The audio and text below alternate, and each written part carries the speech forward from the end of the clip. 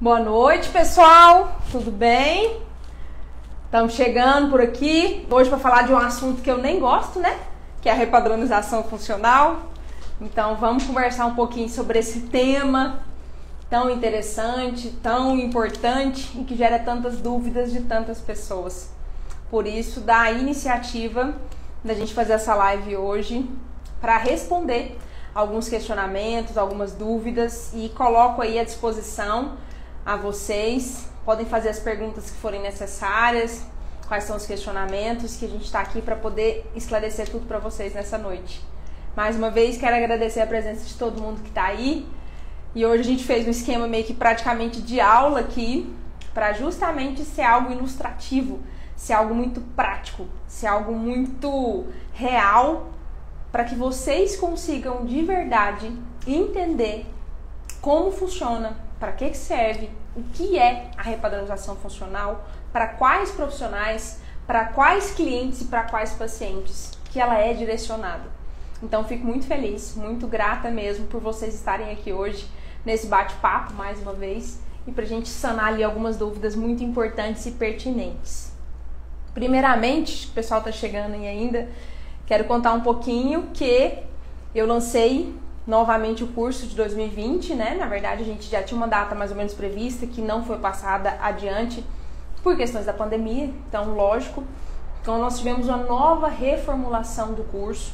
Hoje o curso ele está em 4 módulos, então praticamente vai ser e é um curso de formação.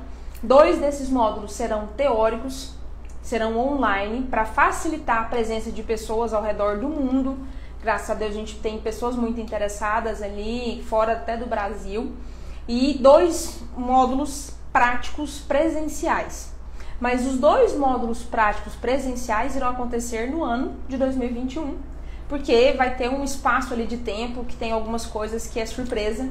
Quem entrar aí no grupo do Telegram, quem fizer parte dessa nova equipe, né, que está se formando, vai descobrir por que tem esse gap ali, que vai ter algumas coisinhas aí nesse meio do caminho, que nós vamos direcionar a vocês.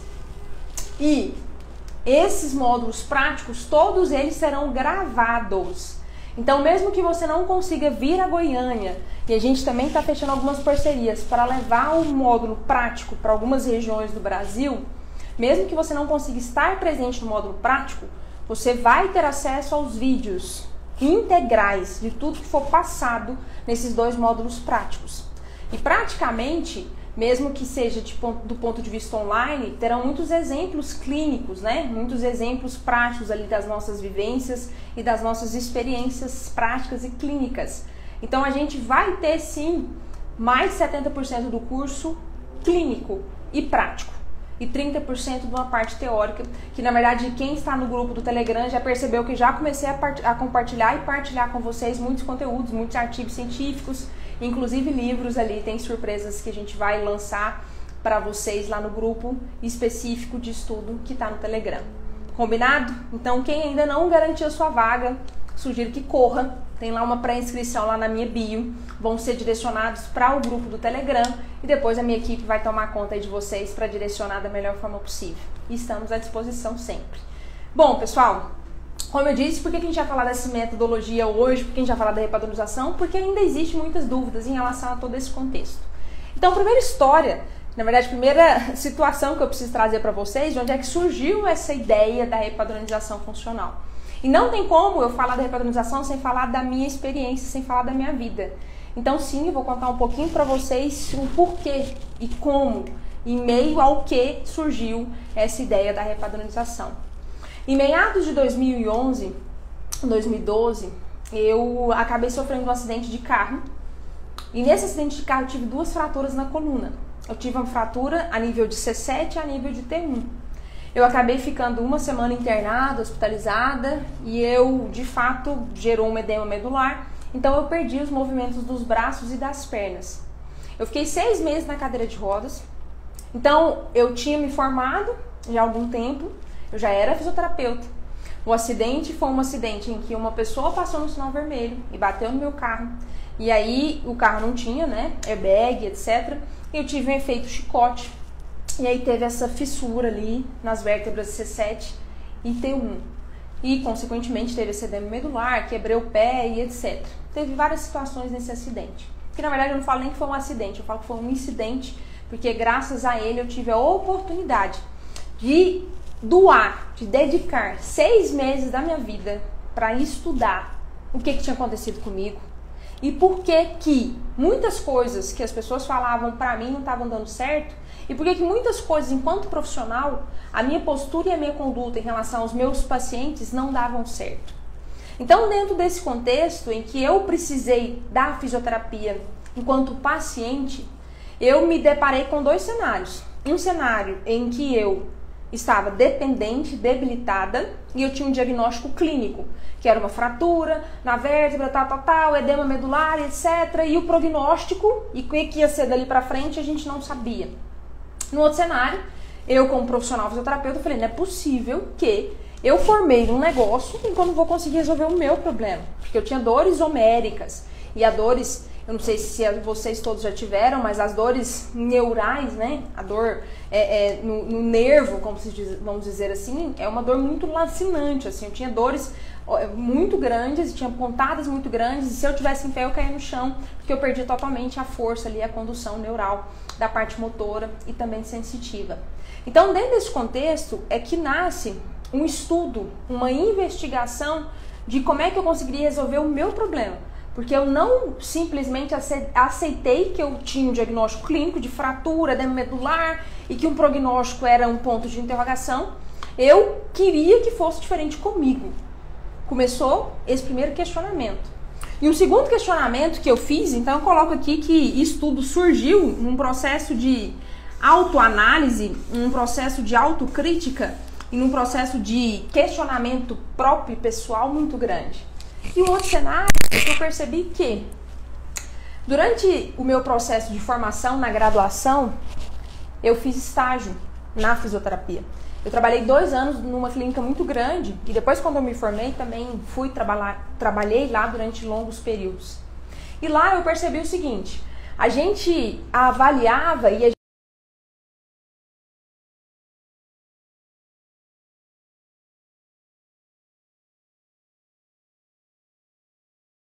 de reconstrução do manguito rotador.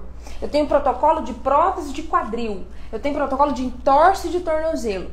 Foi assim que eu tratei muita gente durante muitos anos, não só como estagiária, mas também como profissional. E aí eu percebia que fulano hoje era um problema dele, a entorse do tornozelo direito. Daqui 6 meses, daqui 1 ano, esse cara me vinha com a dor na coluna. E aí a gente tratava a coluna. Mas aí um belo dia eu ficava me questionando por que a fisioterapia não resolvia o problema das pessoas. Então eu tive 2 experiências dentro do ambiente da fisioterapia, tanto pessoal quanto profissional, que formaram todo o questionamento envolvido dentro da metodologia da repadronização. Primeiro cenário, em que eu, como profissional, tratava doença, tratava lesão e não tratava a causa delas. Ou seja, eu tratava articulação, eu tratava estrutura, eu tratava um tendão, eu tratava um osso, eu tratava um músculo, eu tratava um ligamento. E segundo cenário foi que eu, como paciente, me deparei com um diagnóstico clínico. E esse diagnóstico clínico não tinha um prognóstico muito bacana, não. O prognóstico era um pouco ruim, porque eu tinha sim uma lesão séria, uma lesão grave, que me deixou debilitada e dependente nas atividades da minha vida diária, nas minhas atividades funcionais. Então essa é a base da repadronização. Foi isso que me fez sair da zona de conforto e buscar uma abordagem diferente para cuidar de mim e, consequentemente, ter a possibilidade e a oportunidade de cuidar dos outros. E aí, dentro desse contexto, nos 6 meses que eu fiquei de cadeira de rodas, em que eu fiquei dependente, debilitada, funcionalmente falando, eu percebia que coisas simples eram muito difíceis. Primeiro dia, eu estava no hospital ainda, primeiro dia que eu fui no banheiro, me sentar na cadeira de rodas, me botaram no banheiro, que o chuveiro caiu e lavou meu cabelo, quem me conhece sabe que eu lavo meu cabelo todos os dias. E de repente, eu me deparo em que eu fiquei 1 semana acamada, com um colete, um colar cervical, totalmente estática, e eu não podia nem levantar meu braço, e eu nem conseguia levantar meu braço. E aí, primeira vez que a água do chuveiro caiu no meu cabelo, gente, eu chorei igual uma criança. Porque aquilo pra mim já era uma conquista muito grande. Então eu comecei a perceber que o que mais me doía não era nem a dor da lesão. O que mais me doía era a dependência funcional que eu tinha das pessoas. E eu tinha totalmente perdido a minha autonomia, funcionalmente falando. Então, dentro desse raciocínio, sim, eu comecei a pesquisar coisas, eu pesquisei histórias, eu pesquisei conteúdos que poderiam me agregar na minha abordagem enquanto paciente, enquanto profissional, para pensar num prognóstico um pouco melhor, para pensar que eu ia sair daquilo tudo ali sem nenhum tipo de lesão concomitante ou nenhum tipo de sequela. Então é dentro desse cenário que surge a repadronização funcional. E aí dentro de toda essa pesquisa, de toda essa bagagem teórica que eu comecei a ir atrás nesse período de 6 meses, eu descobri um negócio que vocês escutam muito falar hoje, né? Que vocês gostam bastante e que hoje já é algo mais rotineiro, vamos dizer assim. Mas eu descobri que, primeiro cenário, a gente não adianta a gente tratar a articulação isolada. E também não adianta a gente pensar só num diagnóstico clínico. Eu posso até resolver o problema das pessoas uma vez, 2 vezes. Eu resolvo o problema das pessoas em definitivo? Por vezes, e a grande maioria das vezes, não. Não adianta só eu pensar numa estrutura, osso, tendão, ligamento. Se eu não pensar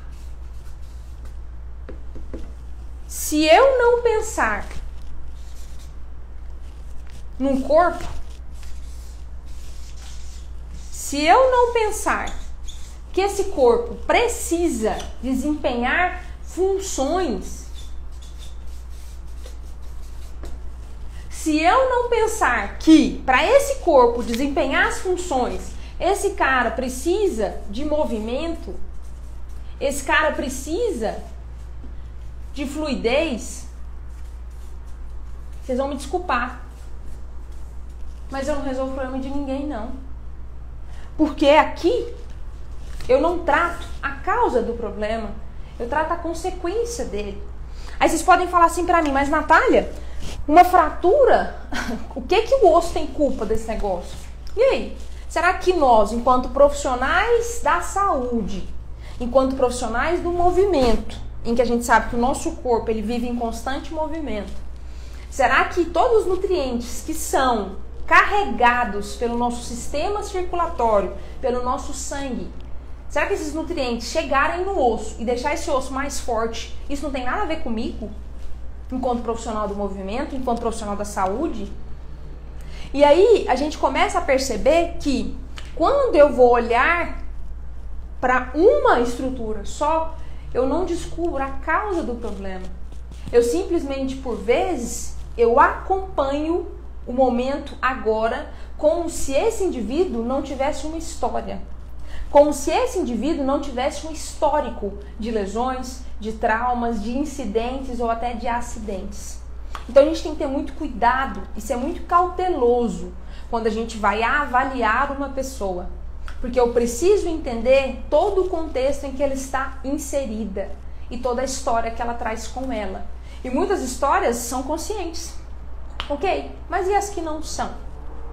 E as que a gente simplesmente passou por elas e por alguma questão traumática, pessoal e etc., a gente deixou de lado? Será que aquilo já não gera um reflexo na minha dor que eu sinto hoje? E olha que aqui eu nem citei dor, porque aqui a gente aprofundar num negócio muito mais complexo. Isso eu vou mostrar muito pra vocês no curso. E a gente vai aprofundar muito nessa questão de dores e dores. Porque a minha dor é diferente da sua, a sua dor é diferente do seu vizinho, que é diferente do seu pai, da sua mãe, do seu irmão e etc. Então, pessoal, quando a gente para pensar na repadronização, sim, eu não vou pensar em articulação isolada. Sim, eu não vou só me apegar a um diagnóstico clínico. Eu preciso sim de um diagnóstico cinésio ou cinético funcional. Eu preciso sim ter um complemento. Eu preciso fechar um diagnóstico, mas esse diagnóstico é um diagnóstico da função e um diagnóstico do movimento desse indivíduo, desse cliente ou desse paciente meu. Então começa por aí. E o terceiro cenário é que na repadronização eu não vou olhar só uma estrutura, eu não vou olhar só um joelho, eu não vou olhar só um ligamento cruzado anterior, eu não vou olhar só uma bursa do quadril, eu vou olhar um conjunto de coisas. Porque a base nossa é a gente pensar no corpo, deixa eu pegar outro pincel aqui, a base nossa é a gente pensar num corpo que precisa desempenhar as funções e ele as realiza através de um movimento.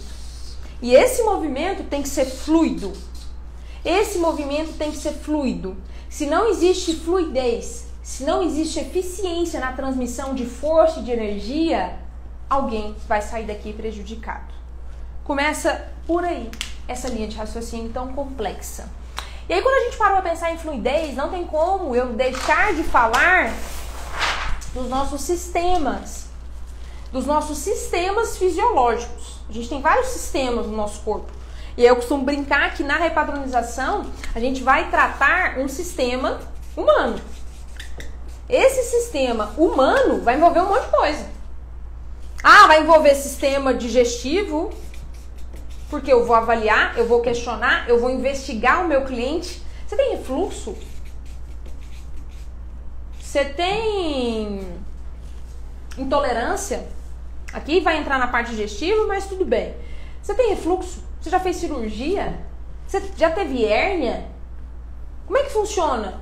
Você tem gastrite ou você já teve gastrite? Você tem úlcera? Você já teve úlcera? Mas, Natália, isso aí influencia no meu desempenho do sistema humano? Deixo o questionamento para vocês. Nós vamos falar muito sobre isso no curso. Influencia mais do que vocês imaginam e mais do que vocês têm consciência e noção. Eu vou pensar num sistema humano, por quê? Eu vou pensar que eu tenho um sistema endócrino. Como assim, Natália, um sistema endócrino? Será que se esse cara tem alguma alteração hormonal influencia? Será que se esse cara tem algum distúrbio alimentar influencia num bom desempenho do sistema humano enquanto corpo, função e movimento? E se você questiona isso para o seu cliente, para o seu paciente, quando você está avaliando-o no primeiro dia de sessão, você sabe responder essas perguntas? E por aqui, gente, a gente vai brincar e a gente vai falar disso no curso, de vários sistemas. Porque aqui a gente vai cuidar de gente. Então a gente vai falar de um sistema humano. Dentro desse sistema humano tem um monte de coisa.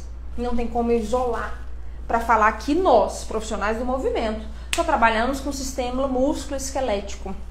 A gente só trabalha com músculo e osso. Será? Será que para o músculo e osso funcionar de forma eficiente não precisa de mais gente?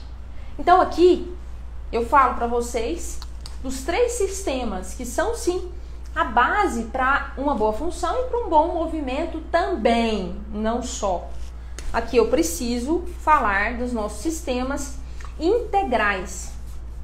Quando a gente fala dos nossos sistemas integrais, a gente fala daqueles sistemas que eles não têm uma origem e inserção.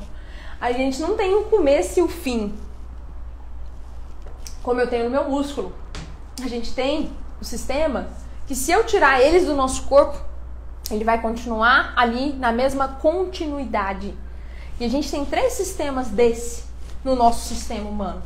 A gente tem o sistema nervoso, a gente tem o sistema... Qual sistema, gente? Vocês lembram? Circulatório. Tem começo e fim? Se não, se tivesse começo e fim, para que a gente teria o coração, né? E eu tenho um sistema que eu sou apaixonada, quem me conhece sabe disso. Hoje até compartilharam um post meu que eu fiz sobre sistema facial e sobre tecido conjuntivo já há algum tempo. A gente tem sim o nosso sistema facial. E aí é engraçado a gente falar de sistema facial porque ele tá muito em voga, tá na moda hoje, né? Mas as pessoas não sabem lidar muito com ele, não tem muito conhecimento aprofundado e acha que fáscia, todas elas são aderidas, todas elas precisam ser liberadas, Será? Será que um pé em que eu tenho uma pronação excessiva do pé, essa fáscia plantar realmente precisa de liberação miofascial? E será que eu deslizar o pé em cima de uma bolinha realmente é uma liberação facial? Isso tudo a gente vai esclarecer no curso. Mas aí já deixo alguns questionamentos para vocês. Então, pessoal, quando a gente fala da repadronização, eu falo que eu vou tratar de um corpo, eu vou tratar de funções e eu vou tratar de movimento. Através de uma base muito sólida, de uma boa avaliação funcional. E essa avaliação funcional vai envolver a avaliação biomecânica também. É só avaliação biomecânica? De jeito nenhum. Olha o tanto de questionamento que eu fiz aqui para vocês sobre outros sistemas.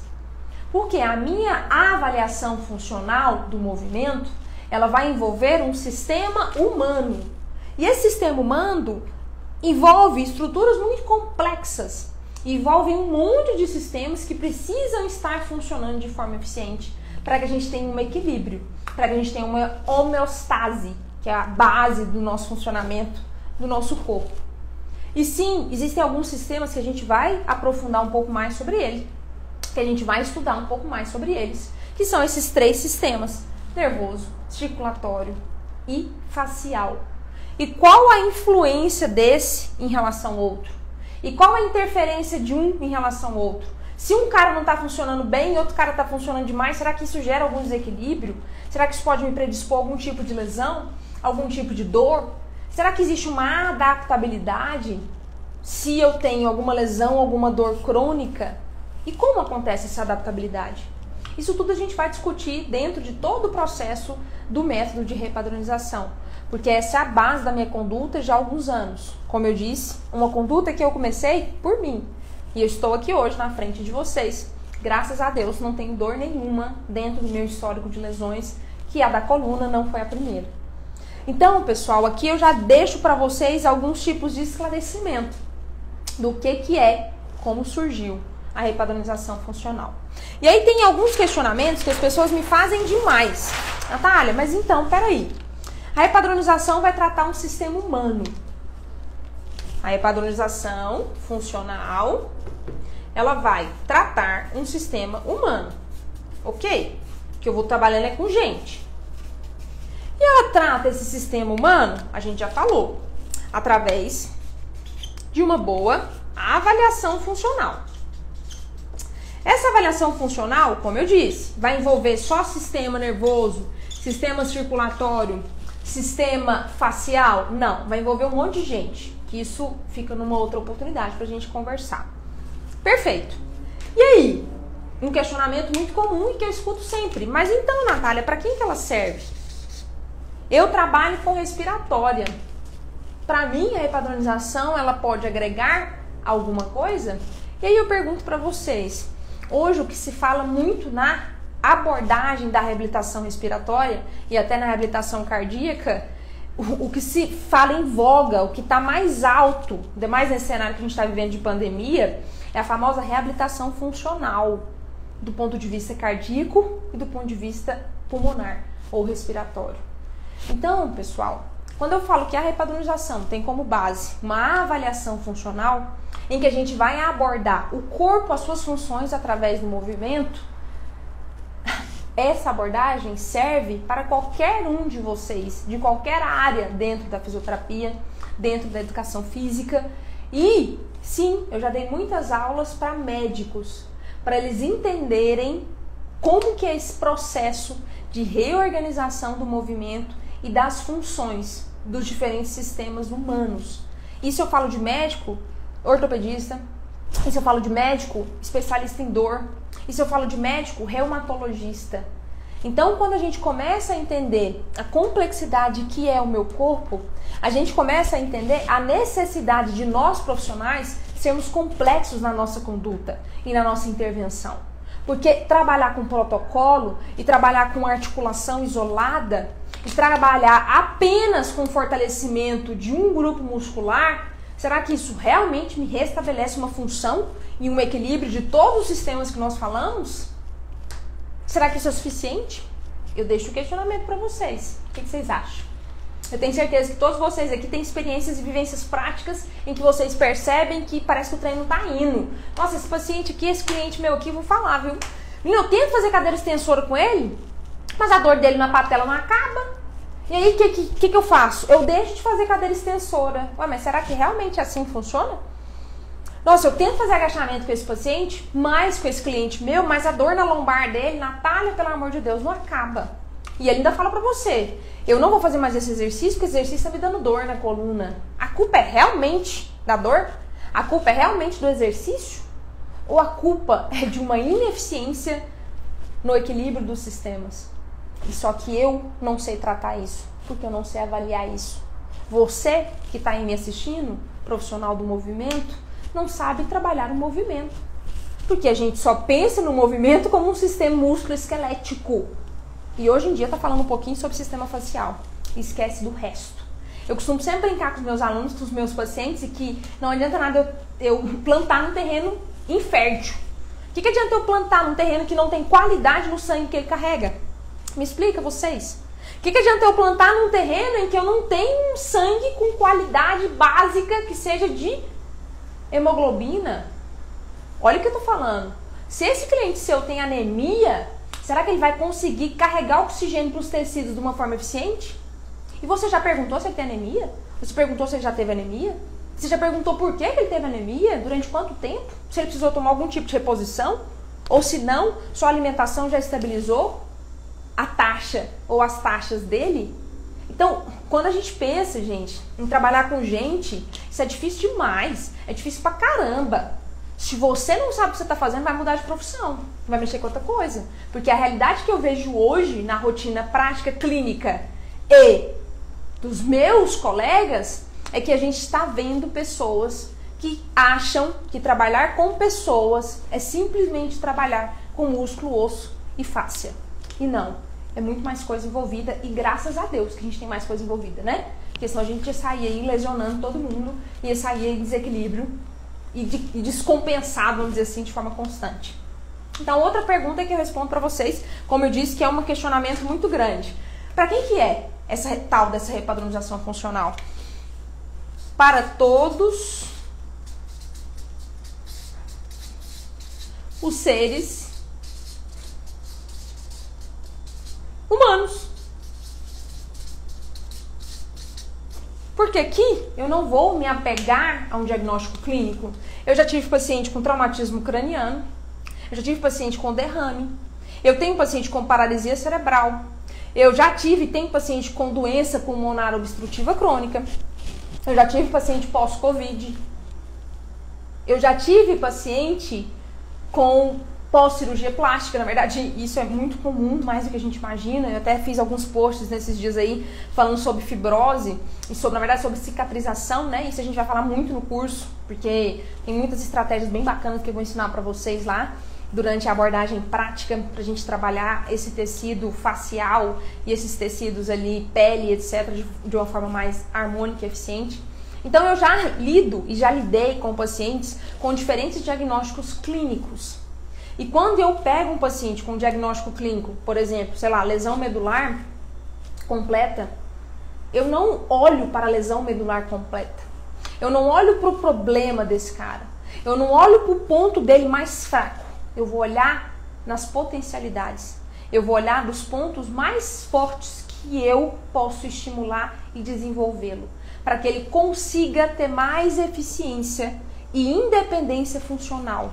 E por que eu falo tanto em funcional? Porque eu já fiquei dependente funcionalmente falando. Então eu sei muito bem o que é, fisicamente falando, mentalmente falando, espiritualmente falando, você simplesmente um dia andar e no outro dia você não andar mais. Você simplesmente conseguir ter suas higienes básicas e no outro dia você não conseguir mais fazer isso. E aí isso é tão louco, porque quando a gente fala de função, entra uma outra área que as pessoas sempre me questionam. A repadronização funcional é com idoso, Natália? É na área de geriátrica também? E aí eu conto outra historinha para vocês. O paciente mais velho que eu já atendi de repadronização, a paciente, foi uma senhora, ela tinha 95 anos. Eu comecei a atendê-la, ela andava de cadeira de rodas. Ela faleceu com 98, andando de andador. O que eu tô querendo dizer? Sim, a gente tem várias características degenerativas ao longo do nosso processo de envelhecimento. Tem pessoas aí, talvez, que são especialistas nisso, especialistas nessa área. Mas independente disso, a gente sabe que a gente tem um órgão, vou falar desse jeito, a gente tem um rapazinho aqui chamado cérebro, que é um cara inteligente demais e que nós utilizamos muito pouco de toda a inteligência dele. Então sim, se o nosso cérebro, se o nosso córtex motor, se as nossas funções cerebrais, se a gente começar a estudar um pouco mais de neurociência, isso eu trago muito para vocês no curso de repadronização, porque eu fui obrigada a estudar mais sobre isso, a gente começa a perceber que esse músculo chamado cérebro, ele é pouco utilizado, ele pode muito mais. E se ele for estimulado da forma com que ele pode, eu consigo fazer com que esse paciente faça qualquer coisa.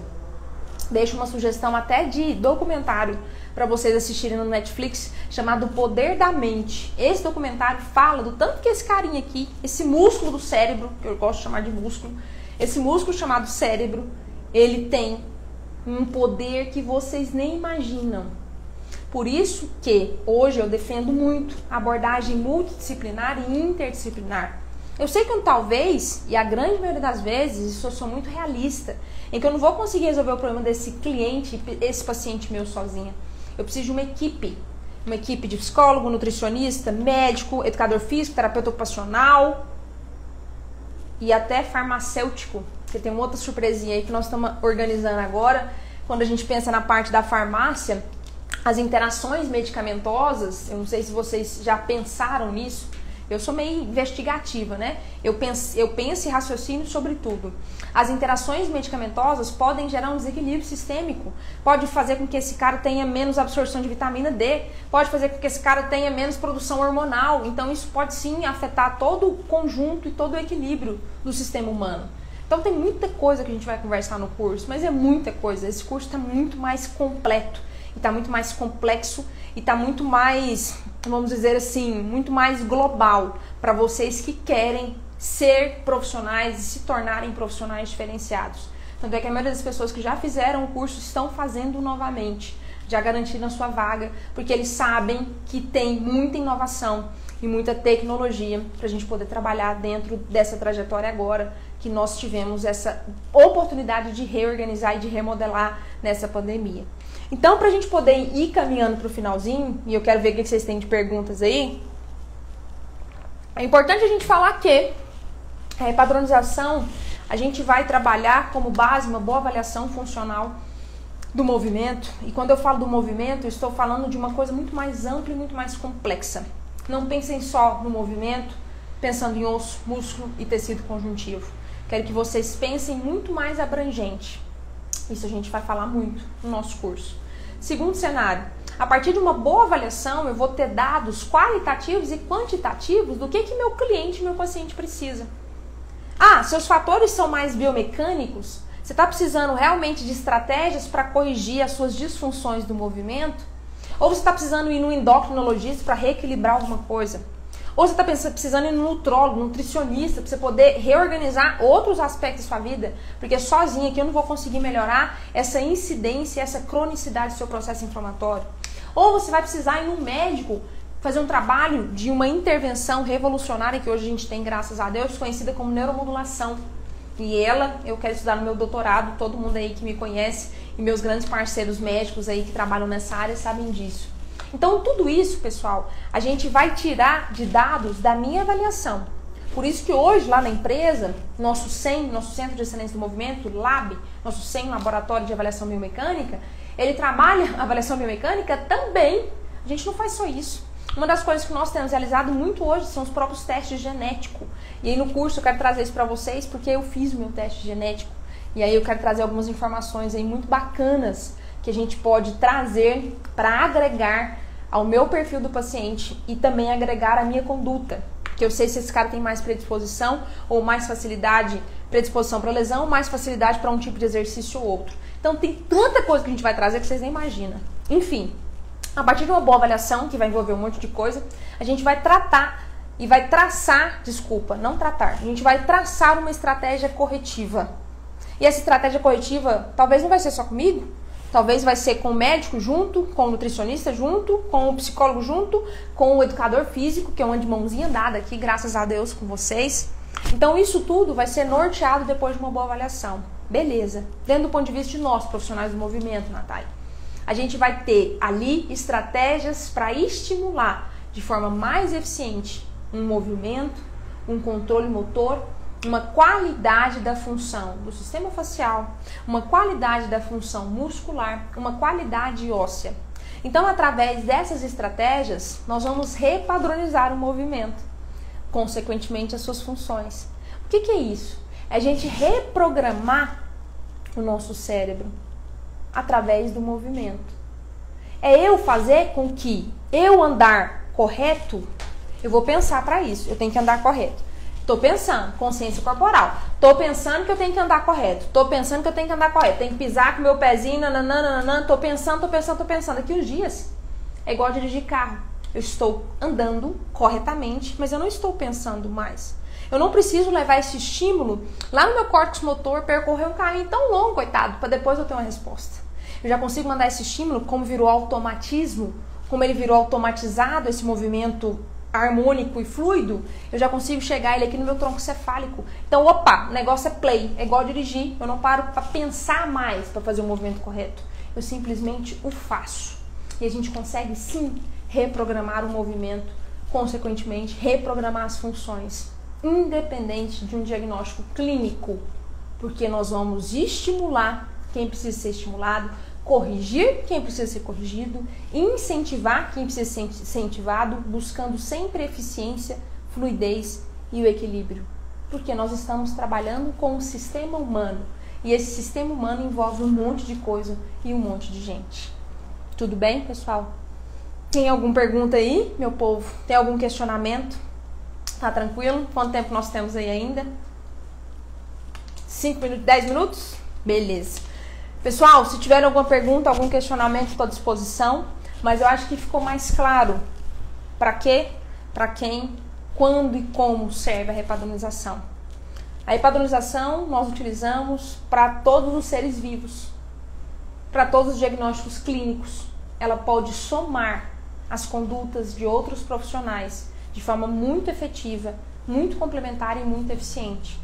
A gente não vai focar só em articulação ou só em uma estrutura, ou só em um sintoma, ou só em uma lesão. A gente vai focar num corpo que precisa ter boas funções. E uma delas é o movimento. E esse movimento vai envolver não só o comportamento do meu sistema ósseo, do meu sistema muscular e do meu sistema facial. Ele vai envolver um monte de coisa e um monte de gente. Segundo cenário, último cenário, a base da repadronização é sim uma boa avaliação funcional. E essa avaliação funcional vai envolver também as avaliações biomecânicas. E hoje, graças a Deus, na empresa a gente tem um equipamento, vários equipamentos de alta tecnologia, com padrão de referência ouro aí, de uma análise cinemática e cinética do movimento. A gente tem essa vantagem hoje. Mas o que eu vou trazer para vocês é uma aplicabilidade prática. Eu vou direcioná-los. Softwares de avaliações gratuitos que vocês podem ter no seu celular. Testes funcionais validados pela literatura que vocês podem aplicar nos seus clientes. E quando a gente fala de teste funcional, em que a gente vai testar algumas funções através do movimento, isso fica muito bacana, porque eu mostro para o meu cliente, eu mostro para o meu paciente resultado. Seu fulano, no primeiro dia o senhor saltou X.